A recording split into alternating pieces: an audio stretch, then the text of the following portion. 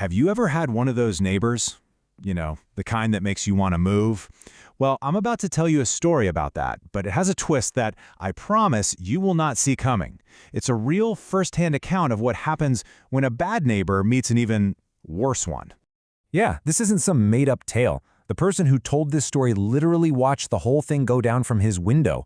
It all started in his once peaceful neighborhood, right before the quiet was completely shattered.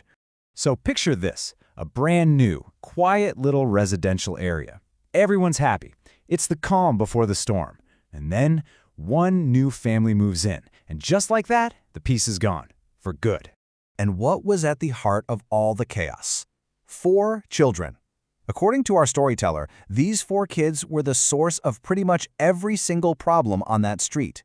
And when I say problems, I mean sheer anarchy. The narrator literally calls them devils. We're talking cars getting keyed, people getting harassed just for walking down the street, and noise at all hours of the night. It was so bad nobody could get any sleep. They basically held the entire neighborhood hostage.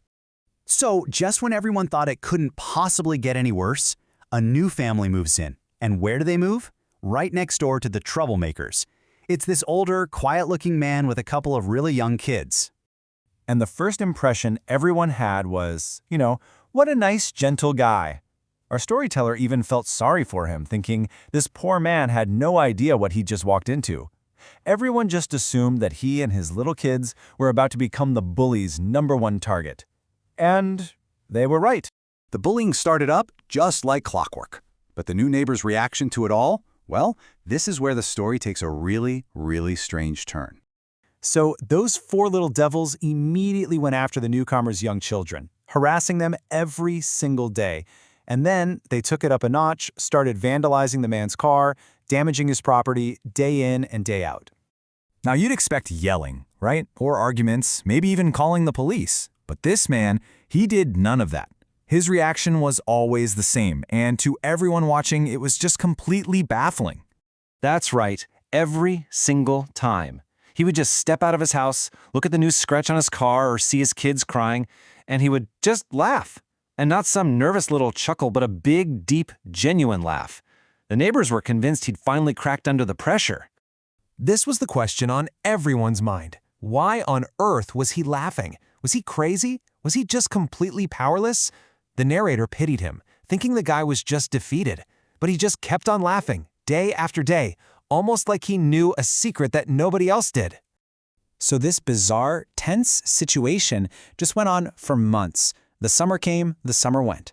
And then, right as the season was ending, the whole neighborhood finally got its answer. I mean, for 3 solid months, the pattern was exactly the same. Bullying, vandalism, laughter. Over and over.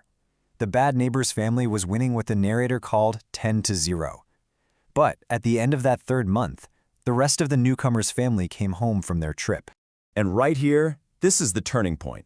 Because that quiet man with 2 little kids, turns out that wasn't the whole family. Not even close.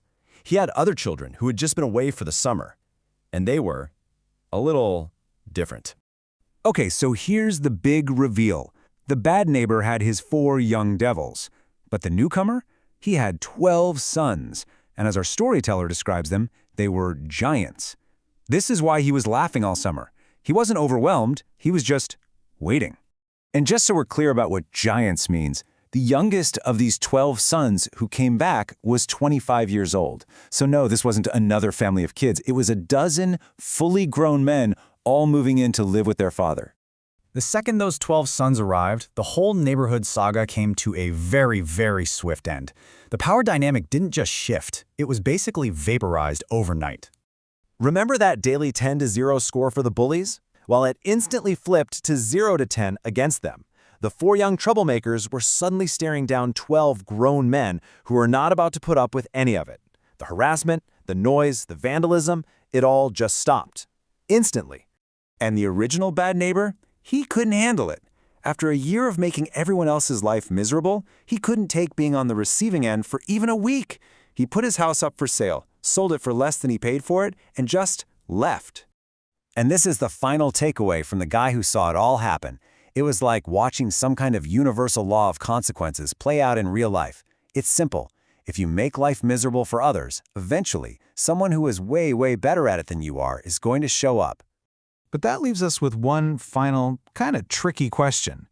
Okay, the first neighbor was obviously a bad one, but what about the second guy?